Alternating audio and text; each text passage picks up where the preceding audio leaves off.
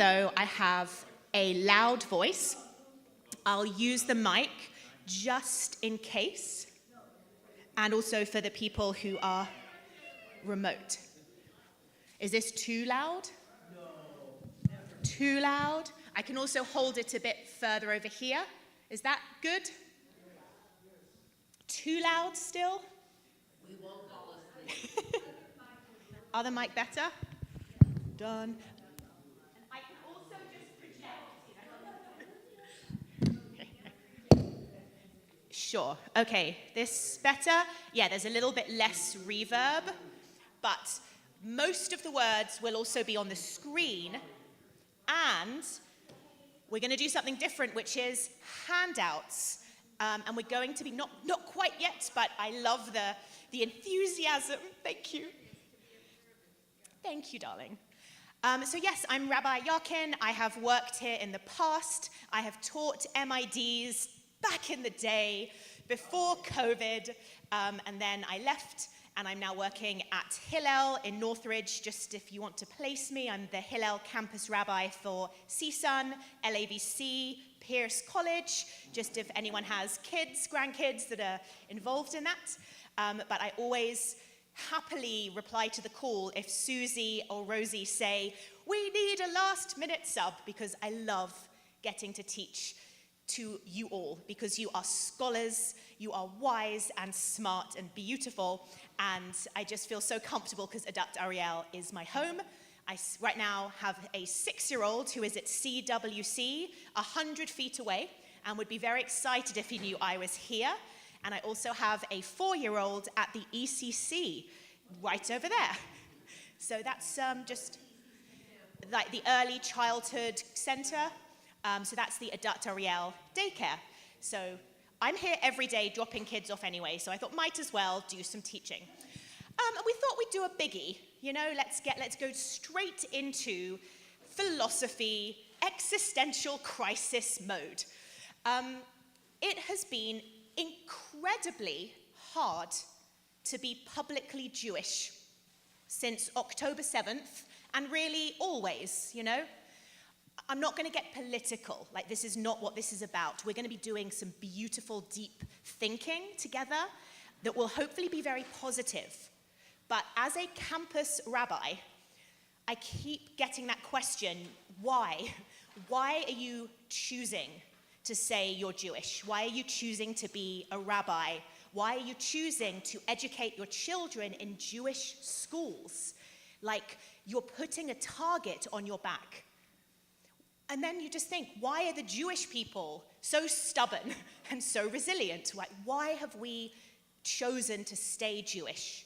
Because we could have self-selected to just stop, to just drop it all in the marketplace of ideas, you know. Is Judaism really that great? Well, of course it is. You know, I mean, obviously it's our lineage. But what we're going to do today, and I want everyone really to get the chance to ask themselves the question, why am I Jewish?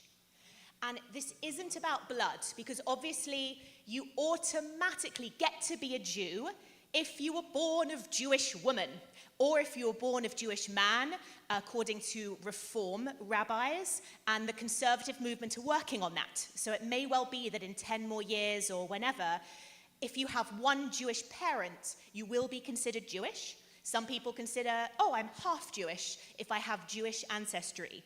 But either way, a lot of us can claim Judaism just through parents, grandparents, and lineage. So therefore, it's not a choice, right? However, at some point, especially when times are scary, when anti-Semitism is appallingly high and explicit, you know, where people have been murdered for their Judaism, when religious institutions are vandalized, graffitied, when there's so much security, you know, it's a choice that we are actively choosing every day to say, I'm going to put on my Magen David. I'm going to introduce myself with my Jewish name to a non-Jewish neighbor. It's bold, and I think we have to kind of say to ourselves, why are we holding on to this when it's always been so dangerous? because we're still, as a student of history, we're still in relative safety. And again, a lot of us are older than I am in the room, and you remember times and countries whereby it was lethal to be Jewish, and people had to escape. And I'm personally not in a place where I feel like I need to escape California. I still feel very relatively safe. However, orange alert, concerning. But again, I don't want to talk about the kind of the panic or the politics. I want us to actually feel confident and bold in knowing why Judaism is a kick-ass religion, why it's one of the best, and why it has survived the test of time. And to do that, we go to one of the greatest modern thinkers and philosophers, the late Rabbi Lord Dr.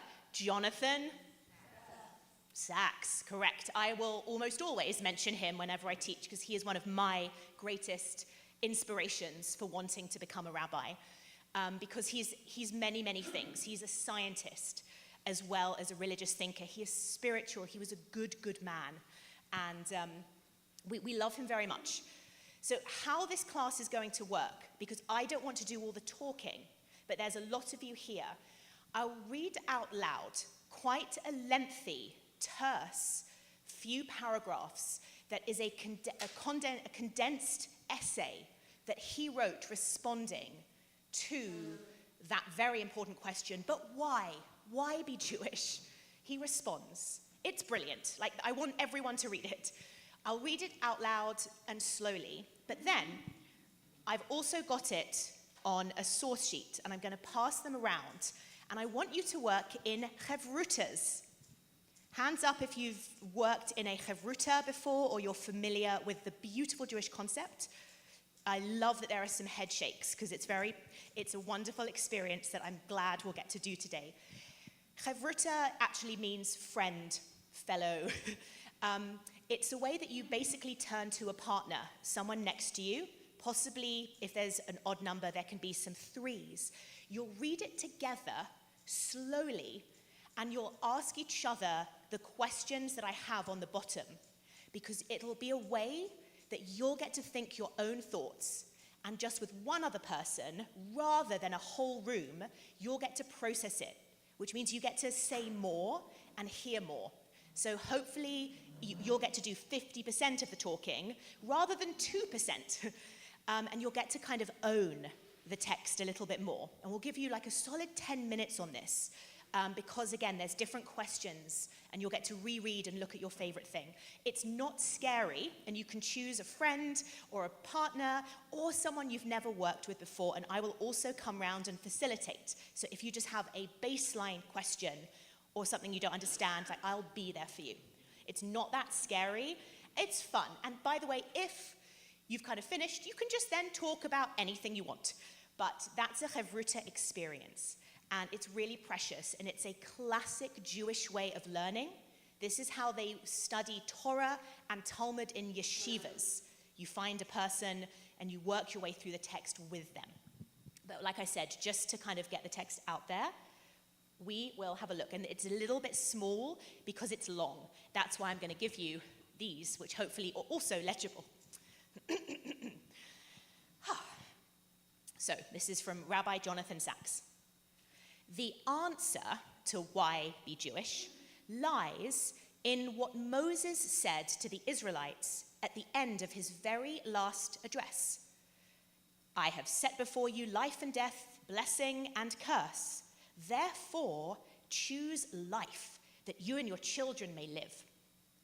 Choose life, reflects Rabbi Sacks. No religion, no civilization has insisted so strenuously and consistently that we can choose. We have it in us, says Rambam, to be as righteous as Moses or as evil as Jeroboam. We can be great, we can be small, we can choose. The ancients, with their belief in fate, fortune, Ananke, who was the primordial Greek goddess personifying necessity, compulsion, and inevitability, or the influence of the stars, or the arbitrariness of nature, the ancients did not fully believe in human freedom. Hi. You're so welcome. I'm subbing and I'm walking us through a Jonathan Sacks text that you will get to look at in pairs, so it will make sense very soon. The ancients did not believe in human freedom. For them, true freedom meant, if you were religious, accepting fate, or, if you were philosophical, the consciousness of necessity. Nor do most scientific atheists believe in it today. We are determined, they say, by our genes. Our fate is scripted in our DNA. Judaism says no. Choice is like a muscle. Use it or lose it. Jewish law is an ongoing training regime in willpower. Can you eat this? Not that. Can you pray? Can you rest 1 day in 7? Can you defer the gratification of instinct, what Freud took to be the mark of civilization? To be a Jew means not going with the flow, not doing what others do just because they're doing it. It gives us 613 exercises in the power of will to shape our choices. This is how we, with God, become co-authors of our lives. The bold is me, by the way, that's not Rabbi Sacks, but the boldened words are me underlining what I found most important and what I believed he would also emphasize. Because this is, again, we're only halfway through this, so sometimes it's good just to hear key words. Co-authors of our lives. In many other faiths, life on earth is not the highest value. Heaven is to be found in life after death. But Judaism teaches us how to find God down here on earth. It means engaging with life, not taking refuge from it. It seeks not so much happiness as joy, the joy of being with others, and together with them, making a blessing over life. It means taking the risk of love, commitment, loyalty. It means living for something larger than the pursuit of pleasure or success. It means daring greatly. We're close to the end. Judaism does not deny pleasure, but it does not worship pleasure. Instead, it sanctifies pleasure. It brings the divine presence into the most physical acts: eating, drinking, intimacy, i.e. sex. We find God not just in the synagogue, but at home, the places of study, and in acts of kindness. We find God in community, hospitality, and wherever we mend some of the fractures of our human world. No religion has ever held the human person in higher regard. We are not tainted by original sin. We are not merely a bunch of selfish genes.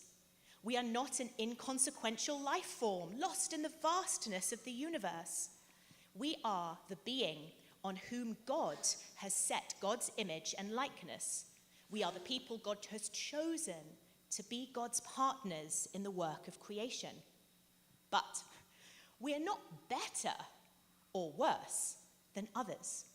We are simply different because God values difference, whereas for most of the time, human beings have sought to eliminate difference by imposing one faith, one regime, or one empire on all of humanity.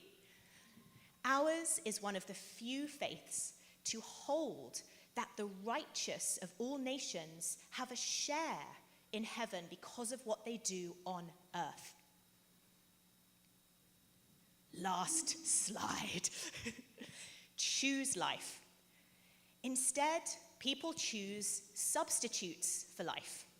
They pursue wealth, possessions, status, power, fame, and to these gods they make the supreme sacrifice, realizing too late that true wealth is not what you own, but what you are thankful for. That is why, though few faiths are more demanding, most Jews at most times have stayed faithful to Judaism, living Jewish lives, building Jewish homes, and continuing the Jewish story. Moses was convinced that not with you alone do I make this covenant and this oath, but also with those who are not here with us today. His gift to us is that through worshipping something so much greater than ourselves, we become so much greater than we would otherwise have been. Why Judaism? Because there is no more challenging way of choosing life. Well done, Rabbi Sacks. I mean, just one of the greatest modern rabbis of all time, Zichron Livracha.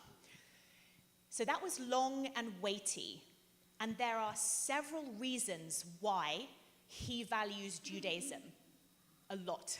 And he does it in such a sensitive way that he's not diminishing or dismissing other religions, but he's really making such a strong argument for Judaism.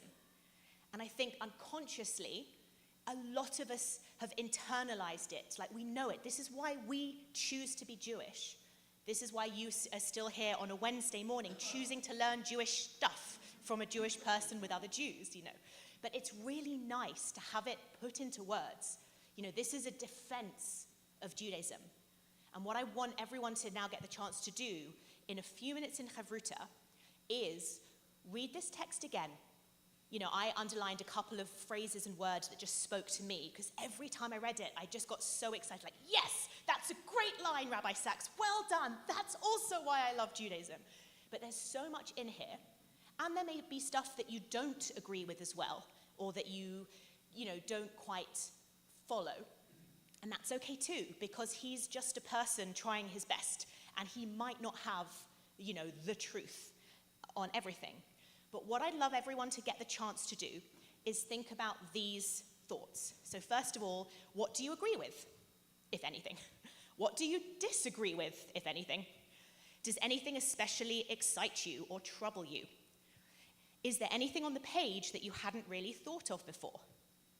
Is the author saying that Judaism is the only religion, philosophy out there? What, in the author's view, makes Judaism really, really cool and unique? And then finally, can you summarize this article using as few words as possible so you could use it yourself if someone asks you, why be Jewish? Because really that's what's extra important. It's very moving to hear such good words, such verse. But then it just gets so overwhelming. You then, tomorrow in Starbucks, someone says like, why are you Jewish? And you're like, Rabbi Jonathan Sacks says it better. But it's great if you're able to say, well, Judaism is a religion that ... in like an elevator pitch, if you want. So hopefully that makes sense. And we're going to just do this a little bit ourselves. And if these are points to consider, you don't have to consider them. So if something else comes up for you in the text and you end up talking about life after death with your partner, that's great too. It's all Torah and it's all learning. So it's really okay if these are kind of just, if you get lost and you're not sure how to encounter a text. These are those things that you can always ask this text. But you're also allowed to kind of pick it apart by yourself. So I'm going to leave those up, and then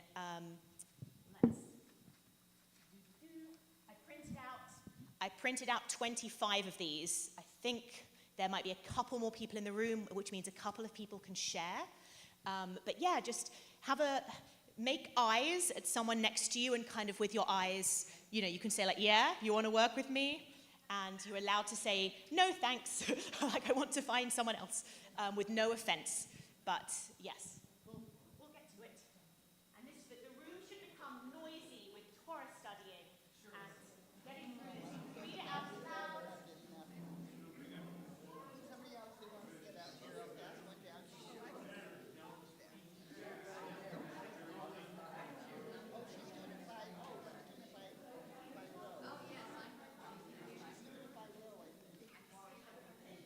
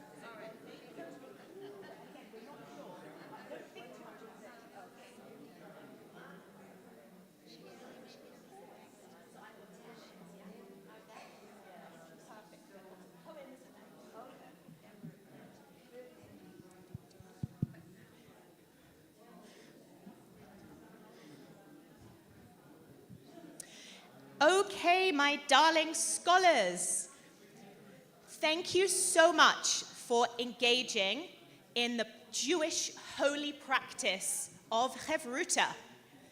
I've actually taught MID many times, and I've rarely gotten people to do a Chevruta study. And by the way, every single group that I snuck up on and overheard and eavesdropped on were having vastly different conversations, and that was correct, because a Chevruta isn't about the answers. It's not about all coming across and solving the same problems. It's literally about personalizing the text.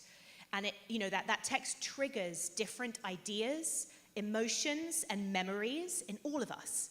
So I adore that when I went around, people were talking about like their own pasts or a struggle that they were currently having or an idea they'd learned, and that wherever you went was correct, just so you know. That's the beauty of Chevruta, that hopefully you just had a rich, meaningful conversation inspired by this. And it's okay if you are very directly looking at these texts and thinking what Jonathan Sacks says when he's defending why be Jewish? Why have Jews cherished these huge philosophical ideas? Because I want to arm you with this, because we are in the marketplace of ideas, and we're not the only religion, and we're one of the smaller religions, and people hate us for clinging on to this religion. And I think we get to say, if we're ever in battle, just verbally, don't get into physical battles ever. You'll, dislocate a hip. But I think when you get to talk and defend Judaism, even to yourself, even to other Jewish people or to children or grandchildren, you just get to uphold some of these ideals and say, wow, and you can take different things from it. Anyway, I just, let's see if we've got a couple of minutes. If anyone wanted just to share maybe the very final question, if you were to summarize this article, if you were to take one idea that Rabbi Sacks presents, or even what your impression of this text was, just to see what's going to be impactful, what would that be for you? Or even just what did you get especially excited by in this text? So I'd be really happy just, in a sentence or two, if anyone is brave enough just to say, here's what I got out of this text. Unfortunately, we don't have time to do the problematic stuff so much, but yeah, I would love to hear. Thank you. Well, the thing that speaks to me, although lots of things do, but it says, no religion has ever held the human person in higher regard. And I like that whole idea, and there's more in the paragraph, but yeah, I love that, and that's a core. People have mottos, and it's very hard to remember hundreds and hundreds of lines. But that idea, no religion holds the human being in higher regard. We're not just cannon fodder. We are B'Tselem Elohim. That's the Hebrew way of saying that. We are in God's image, God being, this ultimate force, this creator, this ultimate morality. So yeah, the idea that we cherish life. So thank you for bringing that up. Anyone else just want to add to the pile of things? Zissel, are you willing to shout? Always. Zissel has good projection, unless you want to come up to the front. Sure, no, this doesn't go that far. Yeah, and if not, I can then summarize.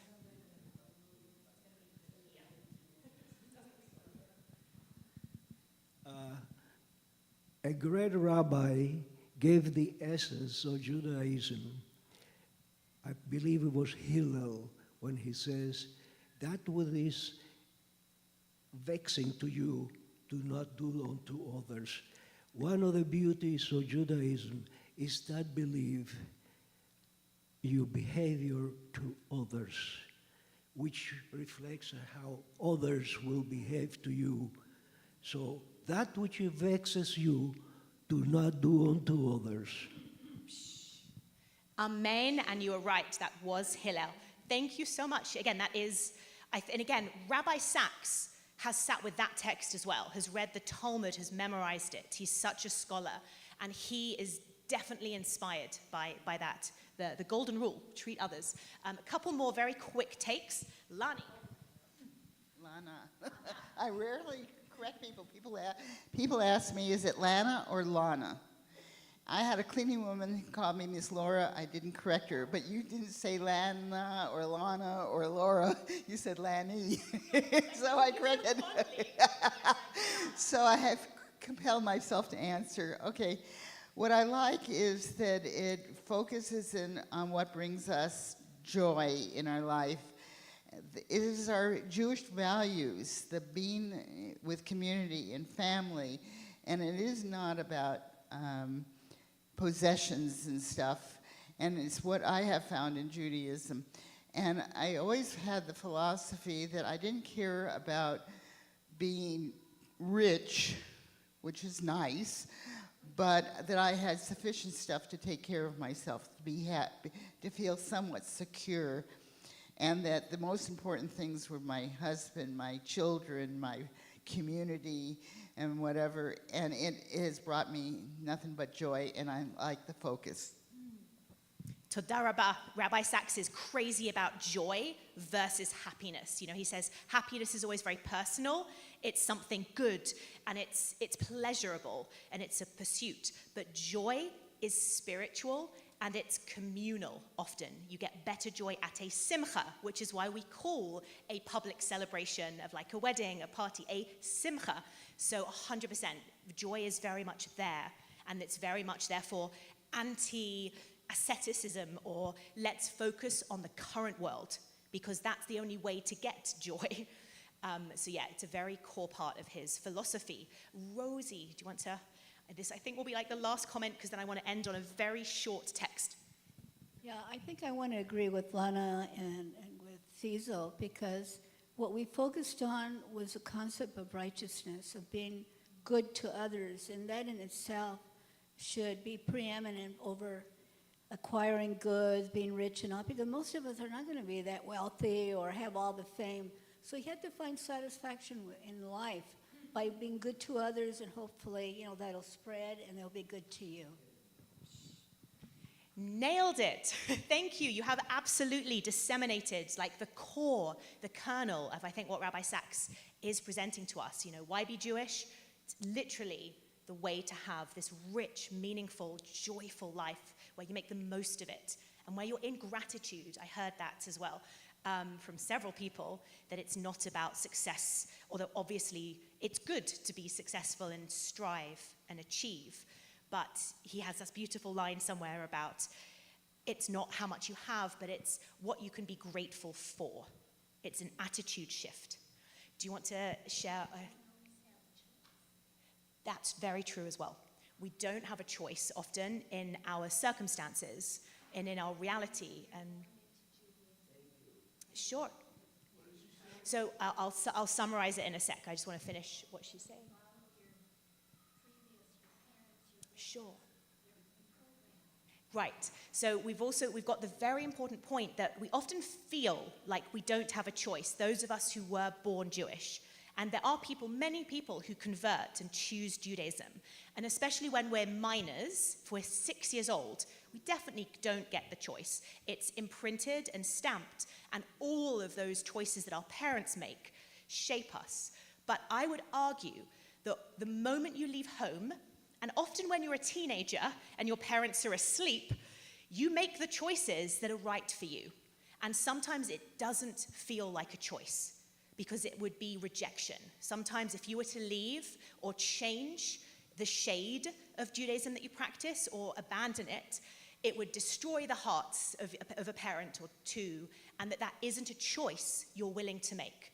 But I would argue that it is ultimately a choice to continue to preserve the values that you grew up with, or to reject or to tweak.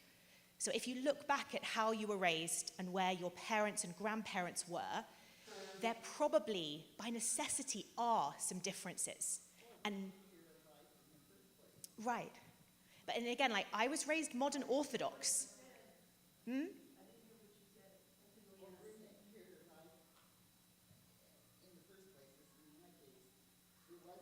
Right, or you bring it into your life. So it's often a choice to add, to discover, and to learn. But I think that's the point, that a lot, we're born where we're born. We have no choice what century we arrive in, what city, what language, what culture, what religion, what race, what, socioeconomic system we're born into. And again, and we're all victims of that.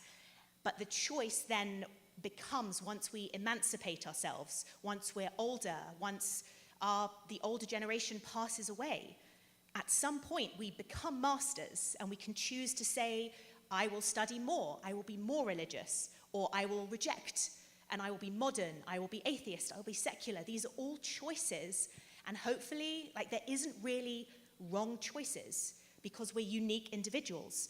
Rabbi Sacks values difference. Judaism values difference. We're not all meant to be yeshiva bochers. The world is meant to be extraordinary, because we do see choice as a primary value. And it can be very messy and very painful. But it's a religion that doesn't silence and suppress. And if there are iterations of Judaism that does, this is judgmental of me, but I think they're missing the point. Because Judaism, especially when you look at the Talmudic tradition, it's much more about the questions than the answers. The Torah is a text, it's literary, it's mystical, it's stories and narratives. And even the parts of it that are prescriptive, the problem is, it's impossible to prescribe most of them because we don't live there, we don't have a temple, we can't follow most of the laws. So what we do is we study, but we take those principles and then we have to interpret and reapply. So therefore, we all are choosing in every moment our attitude, our response, and who our current friends and community are. And we can choose to reject the people that hurt us, or to stay in relationship with them, even if it's painful, because then if there's another choice of loyalty or family, it's still a choice, though, even if it's painful, and even if it feels like that's the only choice I could have made. Anyway, just in the very last minute, because we have another wonderful MID teacher on the horizon, and I want to give everyone a little break, I just wanted to end on a little poem, because this was very heavy and very kind of esoteric philosophy, but it's also beautiful just to get that feeling of why be Jewish from a poem. This is by Alden Solovi, an American Israeli liturgist, and it's called The Duet of Joy and Sorrow, and if you want a copy of it, I do have a copy. When the beginning ends and the ending begins, so that the beginning can begin again, in the moment that the flame jumps from match to candle, extinguishing the match to bring light until the light is gone, from the first cry of birth to the last sigh of death. This precious life sings a duet of joy and sorrow, the song of living, sung to music from beyond, sung to the rhythm of the heavens and the beat of your heart. Let this day be for song. Let this day be for joy and laughter. Let this day be for blessing. Let us bind our days with holiness and love. I'm just going to end it there, because hopefully we can feel the connection really with what Rabbi Sacks says. So that's a charge I have. May we all be blessed with joy and love and good choices in 2026. Feel free to get snacks and coffee. I'm going to help do some tech for our next incredible rabbi.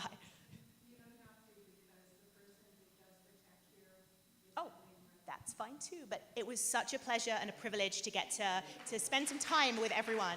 I'm sorry it couldn't be longer, and I couldn't get to hear every story, every thought, and every question that you all have. Because again, yes, if you want to take the poem, it's so beautiful. I recently found it, and I teach it a lot. So if you want it, it's incredible.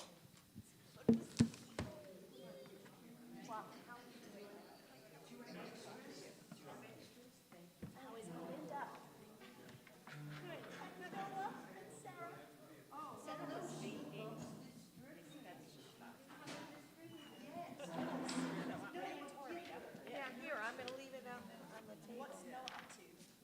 Noah is a civil engineer. So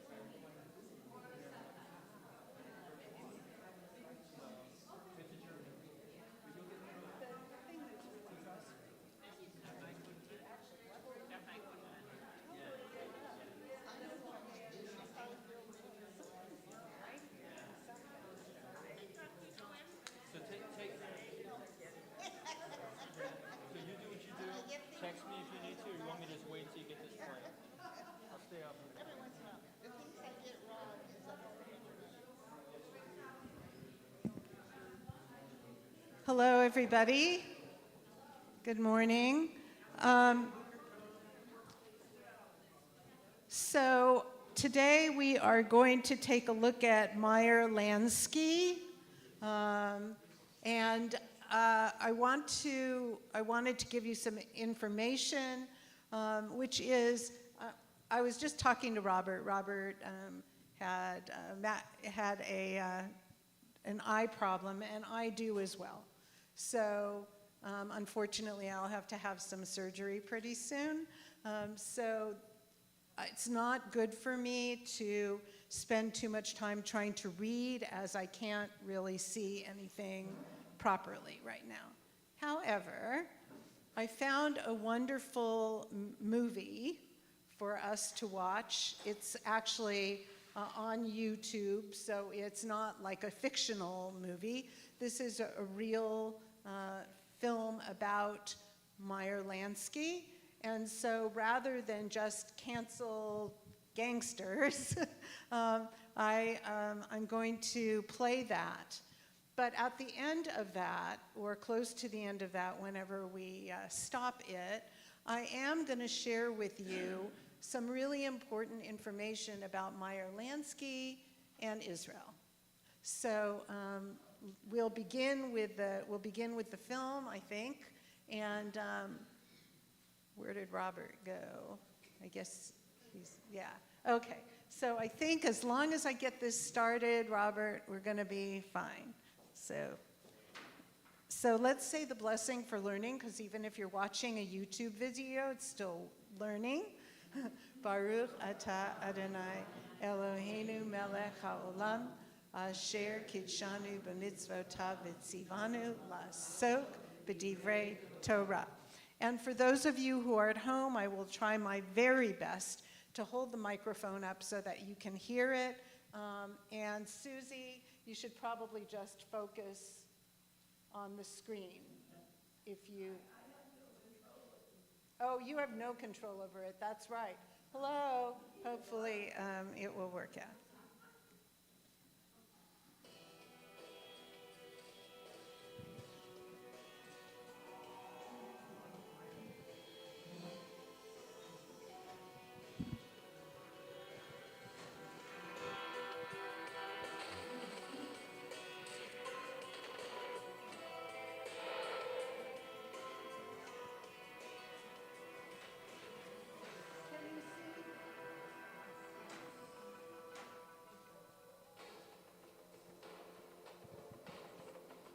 Benny Siegel, better known as Bugsy, was tall, good-looking, charismatic, a charmer and a womanizer.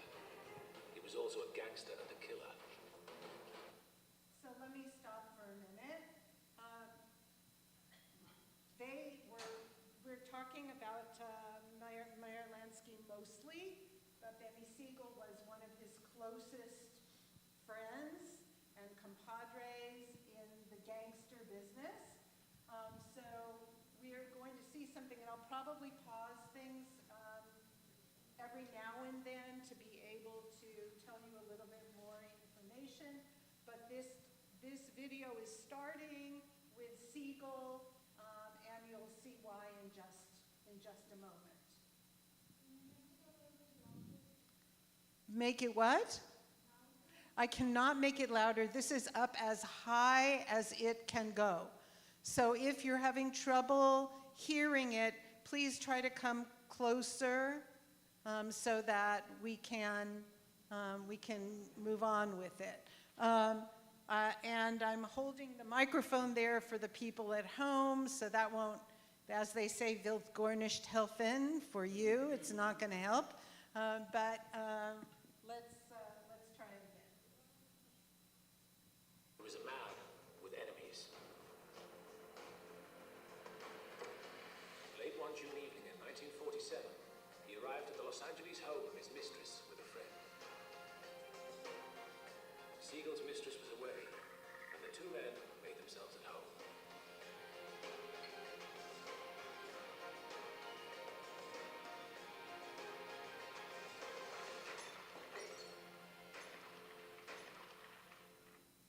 More perks, more value. Join the Nordy Club at Nordstrom Rack. Get more deals on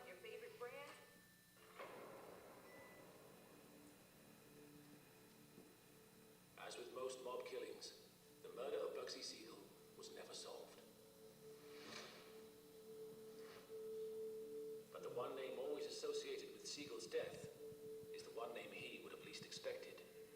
That of his best friend, Meyer Lansky.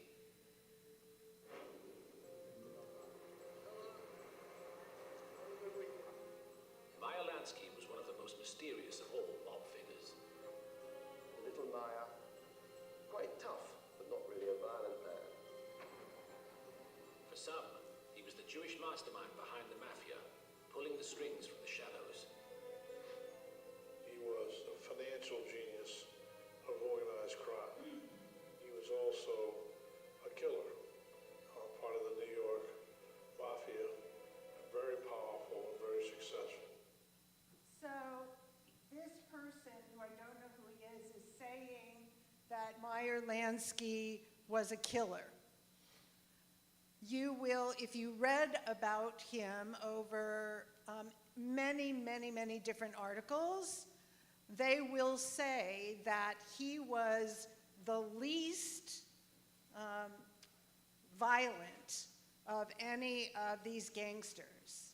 He had other ways of getting what he wanted, and it's possible that other people did the bad work for him, but that was never found. And he always said, even into his late years of life, that yes, he was a gangster, yes, he was a criminal, but he did not believe in violence, if it could be helped. So we don't know who killed Siegel, but this guy thinks it. It's really funny with they showed what the Siegel and how they killed. But for others, he was little more than the middle manager for the mob. Yeah. His sinister reputation, the product of media hype and hysteria. The cold hard evidence suggests that he wasn't quite the business brains that everybody thought he was, or that he thought he was himself. Mob mastermind, or victim of his own legend. We unravel the enigma of Meyer Lansky. You all okay so far? Meyer Lansky arrived in America in 1911 as an 8-year-old boy. He and his family were Jewish immigrants fleeing the brutal anti-Semitic pogroms of their native Russia. He was scarred by what he saw as a small child. I think Meyer was rather focused on anti-Semitism and his belief that he is not going to lay down the way the Jews in Russia or Poland did, and the way he even felt his father did. And a lot of what Meyer felt being Jewish was not putting up with abuse and fighting back. His family soon settled in the Lower East Side of Manhattan, New York's impoverished Jewish ghetto. He grew up in a pretty tough district in New York. And whatever your size was, you had to be tough. You had to be able to take a big beating and give a beating. And so he was small. Do not get a consolidation loan into Sorry, I have to pay. Hey, Mario Lopez here, and if you're thinking about getting a consolidation loan to combine your credit card debts,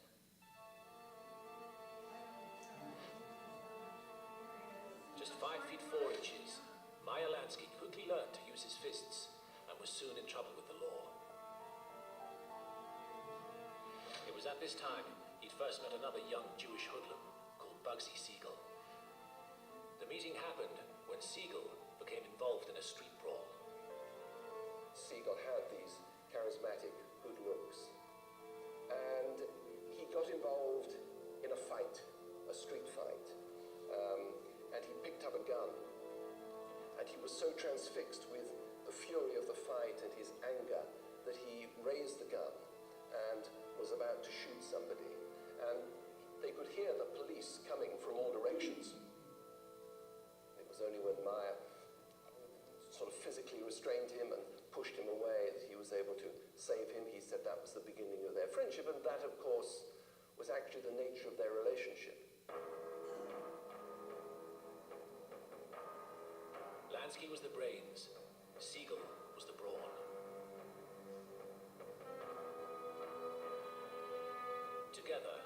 two young men formed the Jewish Bugs and Meyer gang. You sort of get this sense that, oh, organized crime is Italian. But early in the century, the Jewish rackets were very, very powerful. The gang stood up to the Italian and Irish toughs that came into their neighborhood to beat up Jews. They also engaged in more lucrative activities. They were involved in what we'll call small-time criminal activities. Hijacking, loan sharking, gambling.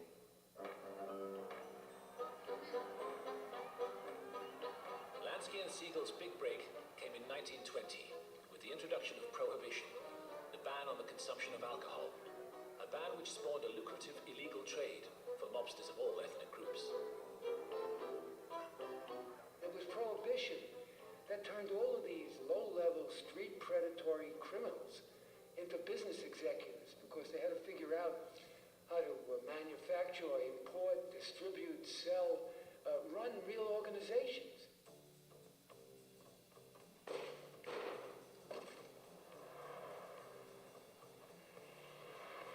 The Bugs and Meyer gang was soon carving a niche for itself in New York's brutal gang wars.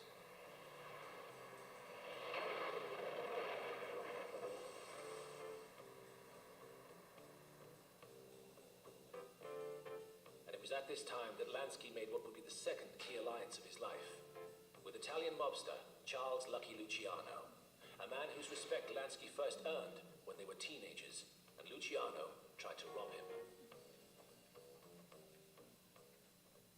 Famously, Luciano tried to shake him down, and Meyer told him,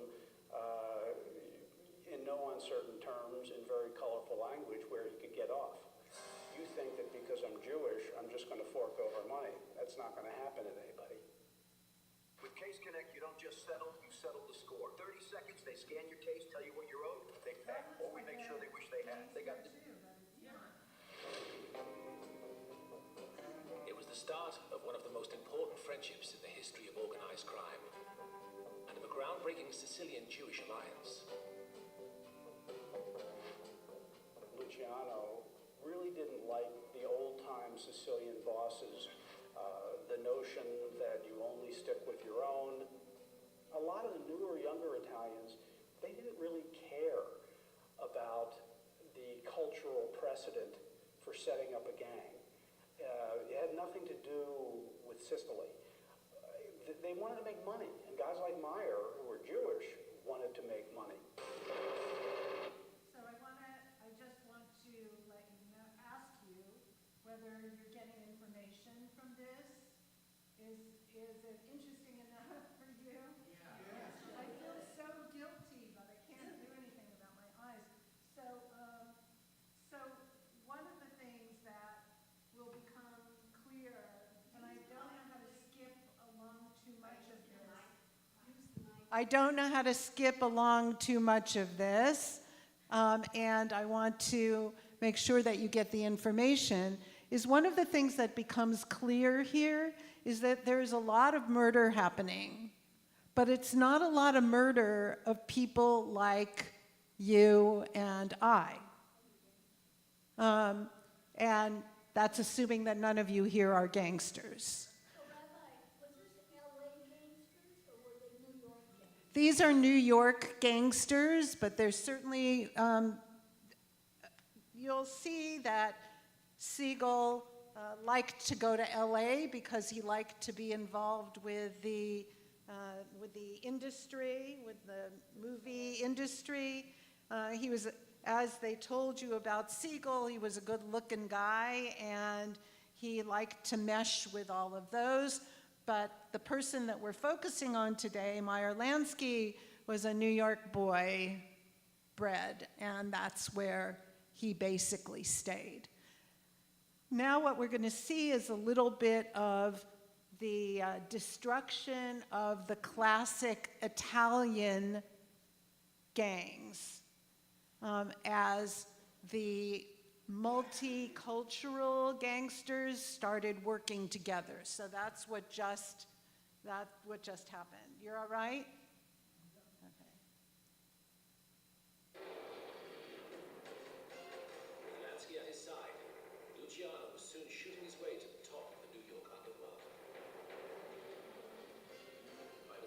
1931, just one man stood between Luciano and total control.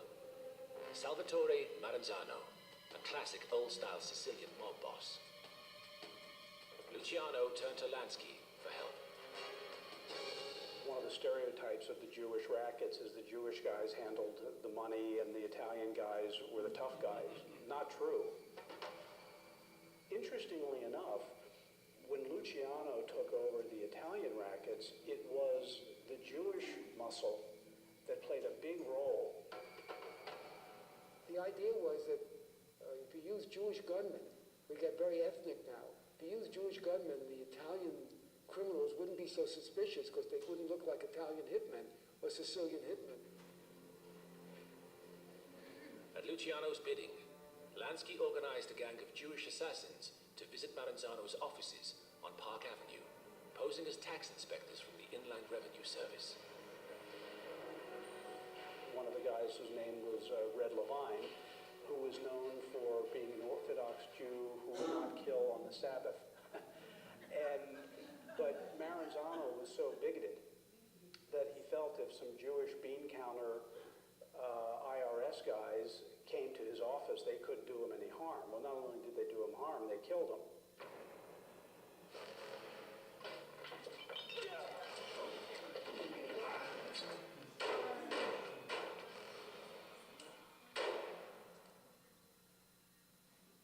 I probably shouldn't say this, but AutoZone hates when you do this before Black Friday, but they can't stop you.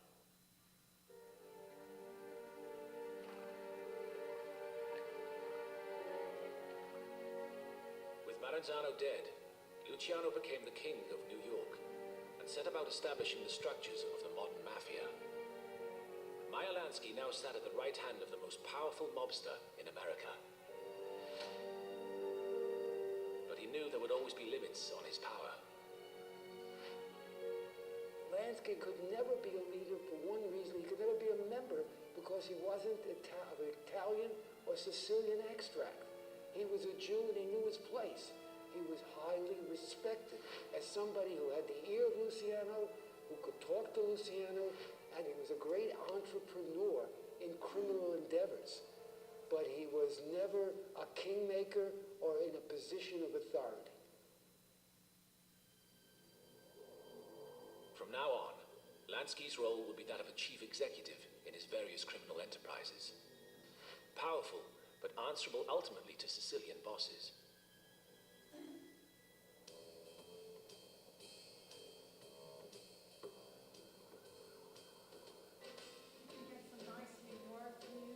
By now, he'd married and quickly had 3 children, the oldest of whom, Buddy, suffered from cerebral palsy. Otherwise, life was good. He left the crowded tenements of the Lower East Side behind and took an apartment in the exclusive Majestic building, overlooking Central Park on New York's Upper West Side. With the abolition of Prohibition in 1933, he branched out into a new business, one that would dominate the rest of his life. We heard about this last week, right?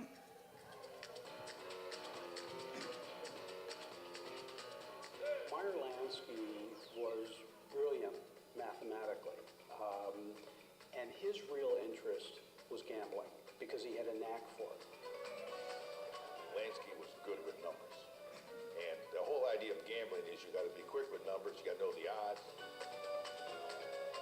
He could tell you if it came to craps, well, the proportion for the table was 4.5, and if it was blackjack, it was 5.2. Gambling was illegal, but widely tolerated, and Lansky was soon running casinos in New York, Florida, and a number of other states. Paradoxically, his casinos made money because they were honest. The tables would not be fixed, because he knew exactly how to take his profit without cheating anybody. You don't have to be dishonest to win. You have to have a volume. As long as you keep gambling, you'll lose.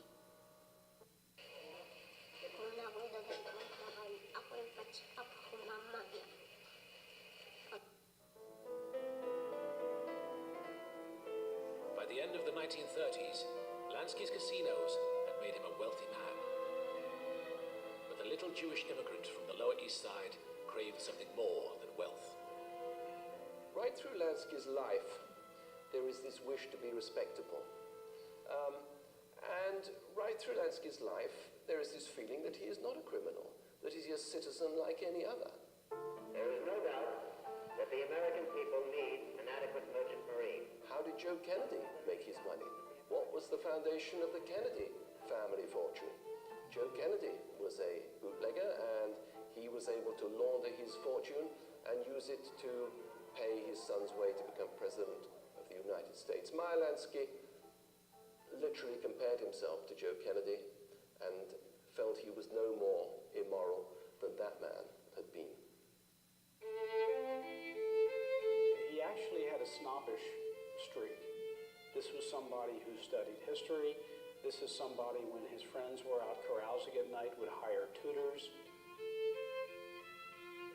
Lansky sent his own second son, Paul, to study at the military academy, West Point. He would jot down if he saw a vocabulary word that he was interested in. You can see in his handwriting, he would write about it in a book. I remember one of the things he wrote was, determine how to pronounce Thucydides.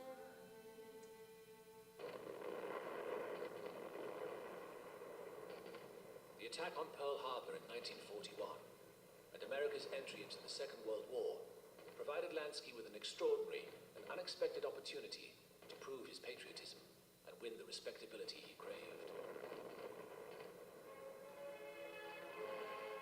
In February 1942, a large troop carrier called the Normandy caught fire and capsized in New York Harbor.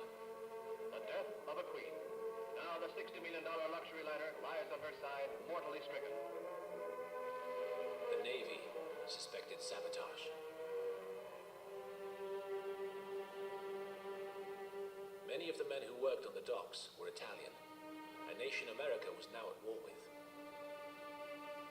When the Navy attempted to investigate, they found the waterfront an impenetrable, closed world.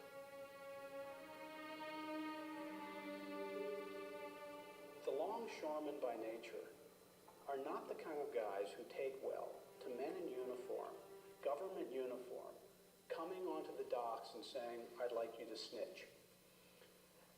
So Roosevelt is distraught by this. Pearl Harbor has just happened. The Navy is explaining to him, Mr. President, we don't control the docks. And Roosevelt, what do you mean we don't control the docks? We're the U.S. government. Well, Mr. President, you were governor of New York. Do you remember who ran the docks? Ah, okay. Great brand, great prices. Nordstrom Rack's got it. Up to 70% off.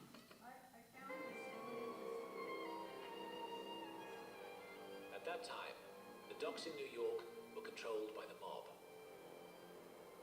The FBI and the war intelligence authorities suddenly realized the only way they were going to find out about what was going on the waterfront in New York was to actually come to terms with the so-called underworld, figures like Lucky Luciano.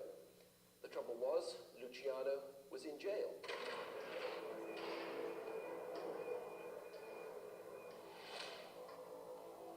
Luciano had been imprisoned in 1936 on charges of organizing. He was looking at a sentence of 30 to 50 years. The Navy needed a go-between. Enter Meyer Lansky, a Jew who already had impeccable anti-Nazi credentials.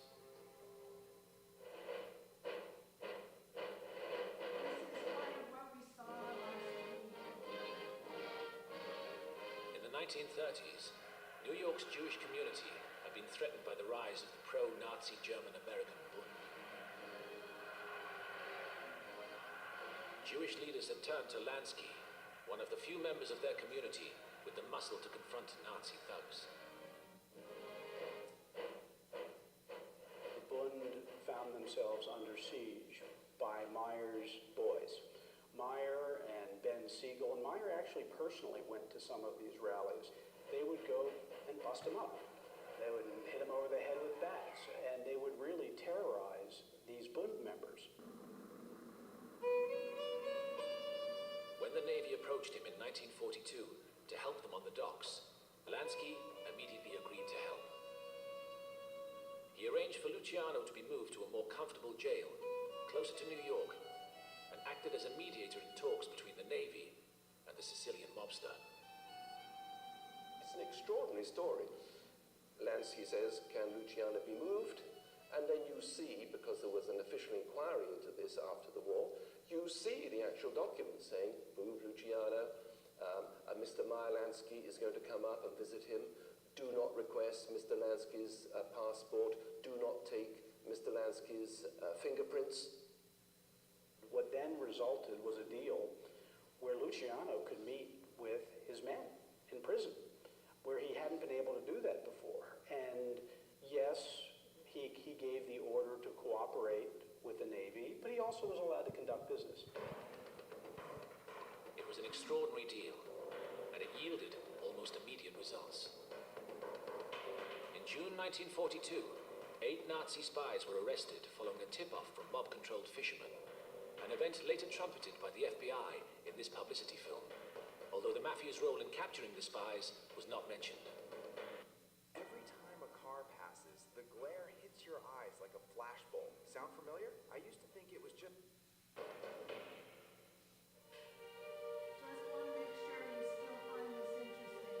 The following year provided the mob with an even more dramatic opportunity to lend assistance to the war effort. The invasion of Sicily, home country of the Mafia. Meyer Lansky and Lucky Luciano bring Sicilian assets, contacts in New York, to naval intelligence and help design the maps, determine what the tides were, what good invasion locations were, beach terrain, and where Nazi strongholds were.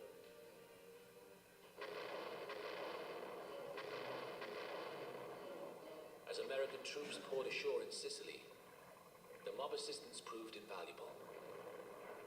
But the Navy knew it was playing a dangerous game. The only thing worse than Operation Underworld, as it was called, failing, what if it succeeds?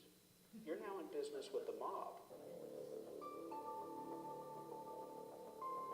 Sicily was conquered in just 6 weeks. But this was not a story that the US government wanted made public.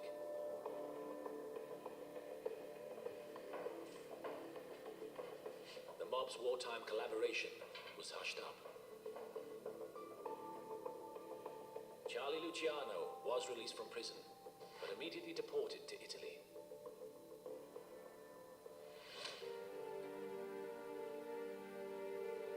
As for Lansky, he found that in the eyes of the government, he remained a hoodlum. His patriotism had failed to win him respectability. And if he really wanted to leave the streets behind, there was another millstone hanging around his neck. Bugsy Siegel. Siegel stayed on killing people even after Meyer kind of slid out of this, what they used to call the Bugs and Meyer mob. Bugsy Siegel was a wacko. He was a crazy guy, and he did a lot of the... I never saw any indication that Lansky himself ever killed anybody. Siegel, on the other hand, he enjoyed it, and he killed a lot of people. Now, how many, I don't know. Could have been 5, could have been 20. Siegel had by now moved to California, where his film... So we're not doing Siegel today, so I'm going to see if I can slide by Siegel, unless you want this introduction to him. Oh, you do? Okay, we will. Our looks helped gain him entree to the Hollywood set. But Siegel's dreams were focused elsewhere. A few hours' drive inland, a dusty desert stopover called Las Vegas. There were these rundown gambling operations in this desert city, Las Vegas, that already existed there. What Siegel realized was musty, smoky, rundown places had potential to be something bigger. The great advantage of Las Vegas was that it was in Nevada, the one state in the Union where gambling was legal. Siegel set about building his own luxury hotel casino, the Flamingo, the first in Las Vegas, with money borrowed from Lansky and other East Coast mobsters. The project quickly ran into trouble. He never respected budgets. He thought that everything was limitless. And what starts as $1 million ends up becoming, you know what, it's not $1 million, I need 3. You know what, it's not 3, I need 6. The situation was complicated by the influence of Siegel's girlfriend, glamorous former dancer and mob courier, Virginia Hill. No. Her abrasive personality would later be displayed before a Senate commission on organized crime. I never got money from any of those fellas. None of those fellas. None of these that I've been reading about, and none that I knew. They never gave me anything. Siegel's mob backers suspected Virginia Hill was stealing their money. But Bugsy Siegel was not the sort of man to listen to criticism of either himself or his girlfriend. Okay, I'll play you the rest of this next week because there's still 49 minutes. I mean, they're all still about half, 25 minutes of it left. If you like it, we'll continue with it. But what I really want to share with you before we go that deals with Lansky, because we have a little bit of time, is I want to try to present you with the information about Lansky's his feeling of dedication and to Israel. And so if you don't mind, I'll do that. I did not copy this booklet, but the booklet is called When Meyer Lansky Walked His Dog in Tel Aviv. And so I want to share with you from this, but if one of you tells me afterwards that you would like me to copy this for you, it's got a great deal of information about Lansky. Now, so let's just reiterate for one minute. Lansky didn't like to kill people. We saw at the beginning of it about Bugsy Siegel getting offed by who knows, but it was very difficult for Lansky to deal with Siegel later on in their relationship. And part of it is what you saw with the beginning of Las Vegas, and I promise you we'll show you Viva Las Vegas again. So, how long do you think that Meyer Lansky lived in Israel? Because he did live in Israel. Want to take a guess? Before or after what? Well, he just got older and he didn't want to be involved. He had plenty of money and he didn't want to be involved in any of these things that were becoming more increasingly violent. As you learned, when he had his casinos, did he cheat? No. So when you watch other people putting together things that are less than what you want, you kind of phase yourself out. But he could never phase himself out as being a gangster. As you saw, he did everything he possibly could during World War II, and nonetheless, still a gangster, right? Not an upstanding man like the Kennedys. So Cecil, tell me how many years he lived in Israel. 1? Close, but no cigar. They probably all smoked cigars. 2 years, he and his wife and his dog lived in Tel Aviv. And he wanted to stay. He wanted to become a permanent citizen of Israel. But in 1972, Israel's interior minister said no to that. What years was he living there? He was living there in 1969 to 1972, approximately all of those times he lived there. He and his wife became really dedicated to living in Israel. But we all know, because we learn these things with regard to the army in Israel, and we learn these things with regard to the Supreme Court in Israel. They're very upstanding parts of Israeli life. And in 1972, when he asked to be able to become a citizen, they said no. So what's the problem with saying to Lansky, you cannot make permanent aliyah to Israel? Right.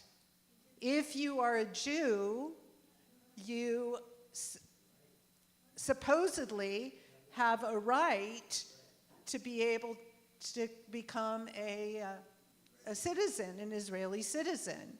But they wouldn't let that happen with him. So, pardon?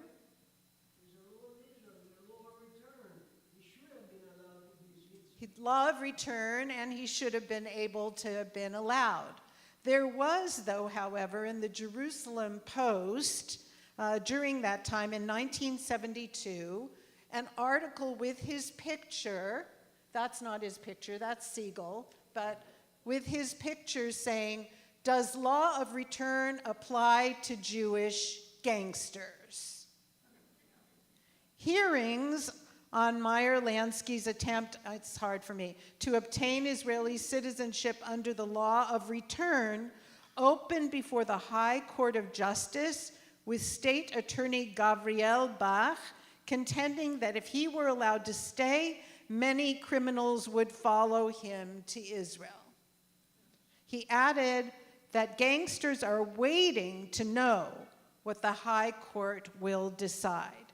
Now, we already know from this and from what we learned together last week that there were quite a few, there are only several very famous gangsters that we learn about, but there were quite a few people who were working for those gangsters who also came from the Lower East Side, who also were trying to find some way to gain money and in their lives. They couldn't all go to school. So what Israel was very concerned about in 1972 is that suddenly there would be an influx of these people who now probably wanted to retire, who had done very bad things. Particularly not the big guys, although Siegel was a guy who really liked to take people's lives, apparently. I didn't know that before. Most of the time, it was the underlings, right? When that last Italian head of the mafia was killed by Jews because they looked like they were coming from the tax collectors and they didn't think that there was anything seriously problematic about them, so they let him into his office. That was all, as they said, all Jews. Israel didn't want those people to come in there. So let's see what else. He got interviewed by a number of people. And he lived quite a long life. And he only was given 2 weeks to get the heck out of Israel and to try and find another place to live. I don't yet know where he went after, but Florida. Oh yeah, he went to Florida, you're right. And he lived in Florida. There's not a lot written about the end of his life, but what seems to be the case is that when he was trying to get the right to live in Israel, and when he came back to the States, because Ernie's correct, he didn't retake up all of these things. He still had holdings in Las Vegas, but we learned what his thoughts were about that, about the way that he ran those places.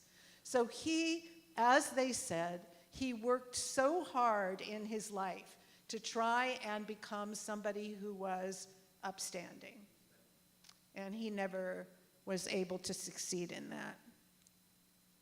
Yes, Joette. I lived in Las Vegas in the early 80s, and at Temple Beth Shalom, which was the main conservative synagogue there at the time, there was the Jack and Trotter Social Hall. Jack and Trotter was the founder of the Sands Hotel and Casino, and his financing was helped by Meyer Lansky. And Jack and Trotter, after founding the Sands Hotel, went on to found Temple Beth Shalom and the Jewish Federation of Las Vegas. Yeah. So just one more thing. I mean, there's an article about Lansky fighting to stay in Israel. They moved from hotel to hotel, from apartment that they could rent to apartment that they could rent. And then, yes, so it says here that what he said to Interior Minister Joseph Berg, said he was born Jewish, he always considered himself Jewish, he was a member of a Florida synagogue, and over the years had supported Israel. And he attached letters of recommendation from Jewish Floridians, character witnesses, as it were. One of the things that he absolutely did was project Jewish pride. And I think we saw a little bit of that. And personally, I think it's kind of sad what he had to say. He said, "I would like to spend the rest of my days in my people's Israel." So, yeah. So, I don't know. What do you think?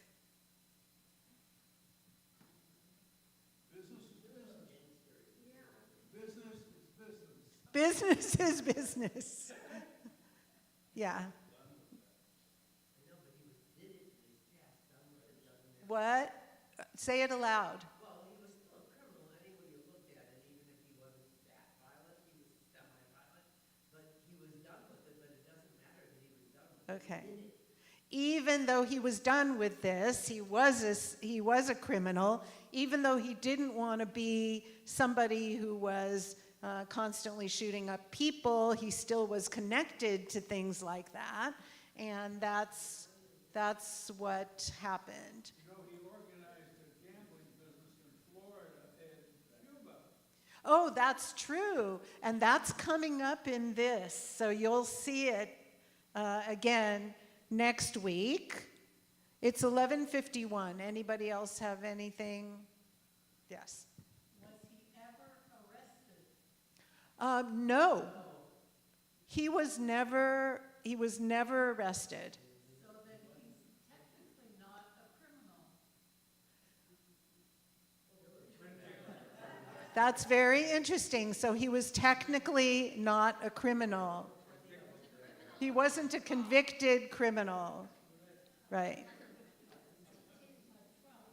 I remember being one of the times I was in Israel, I think in the late 80s, and I do remember hearing, my family saying that a lot of Russian Jews that coming from Russia, they were the ones that brought in prostitution, the drugs, and so they were not, I just think it's kind of hypocritical that they wouldn't let Lansky in, but they let these,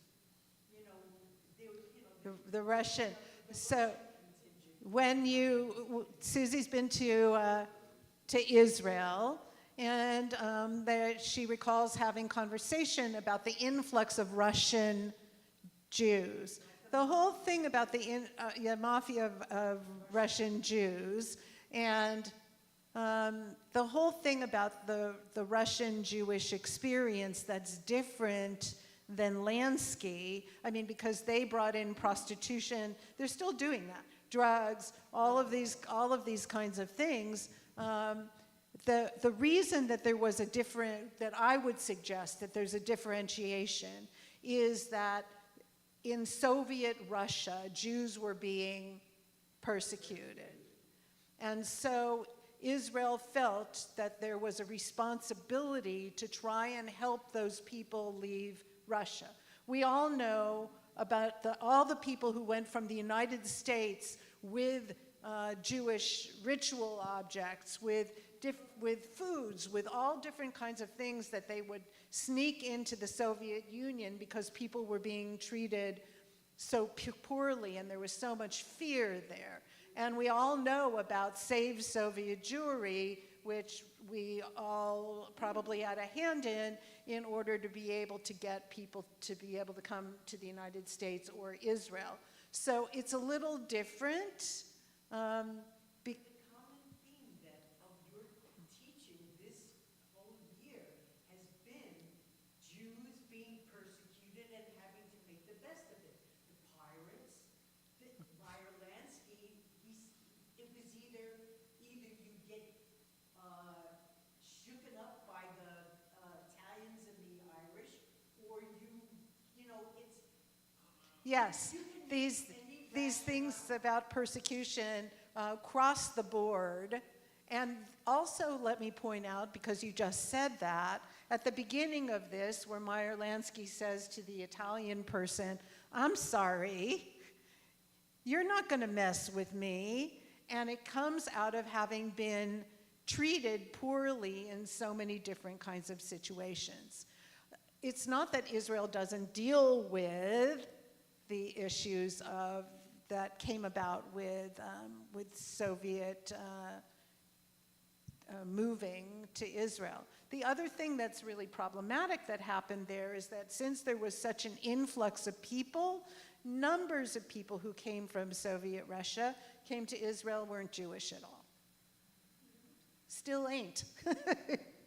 It's still the situation there. So, but thank you for suggesting that.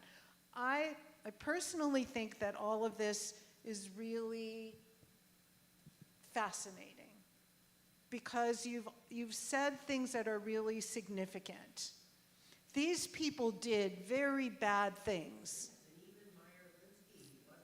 They really did. I'm making him sound like a nice person. So I think that we all know that the pirates were not good people and that the gangsters were not good people in certain ways, each of them, but they all had the impetus of doing things that came from things that were not their fault. The great majority of people lived through that and did the best they can in working in sweatshops and all other kinds of things. And some of these people made other kinds of choices that were certainly worse. The question, though, is if somebody was never actually sent to jail, or if somebody actually was known not to be the one who wants to actually raise a gun at somebody, we have Yom Kippur. And on Yom Kippur, we all share the transgressions that we have shared, that we have done, no matter what that is. And we come to a conclusion about whether somebody can be redeemed. So we haven't finished with him yet. But the question that I would like to ask you when we watch the rest of this movie is, should he have been able to do tshuva, to try to do something better? If so, what you already saw, what was it? What was it that he tried to do to be better? Well, he wanted money, but what actions did he take? What? Help the FBI, help the Navy. What about the Nazis who were in, right? So you can say, which is absolutely true, not a perfectly good guy. But in the case of Judaism, people have a right to make themselves better. So was he somebody who was worthy of better? So last thing, the legal battle is expected to center on the question of whether Mr. Lansky is entitled to immigrant status under the 1950 Law of Return. The law, Jerusalem wrote it, the law gives all Jews with 3 exceptions the right to immigrate into Israel. One of the exceptions, the third, is a person with a criminal past who is liable to endanger public peace. Such a person, the law states, may be barred from immigrating. So let's leave it at that for today, folks. And we will move on, God willing, next week. This is on YouTube, and you're going to see the rest of it next week, so you don't need to look at this one. However, there are others that you can take a look at, and we will see good old Bugsy Siegel in Vegas, and we'll see what else happens.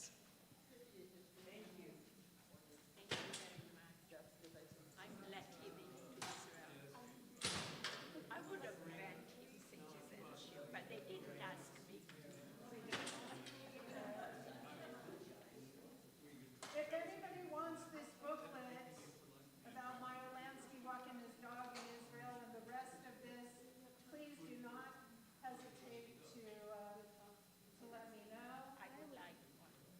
Okay. Thank you very much. You want one? Okay, I'll make copies for next week.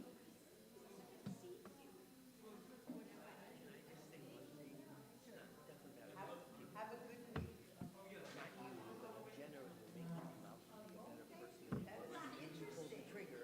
But he knew who pulled the trigger and he ordered. So no, he didn't shoot someone, but theoretically he did.